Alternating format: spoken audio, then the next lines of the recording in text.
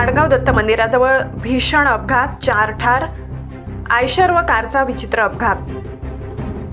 नाशिक मुंबई महामार्गावरील आडगाव येथे Eicher truck आणि मारुती ब्रिझा या 2 वाहनांमध्ये भीषण अपघात झाला.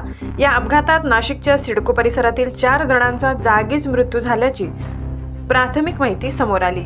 आयशर चालक विरुद्ध दिशेने येत असताना समोरून जाणाऱ्या ब्रिझा कारने आयशरला समोरून धडक दिल्याने हा अपघात झाला. या अपघातात गाडीतील मृतदेह छिन्नविछिन्न अवस्थेत पडून होते, तर मारुती ब्रिझा गाडीचा अक्षरशः चेंदामेंदा झाला. अपघाताचे दृश्य मन हेलावून टाकणारी आहेत.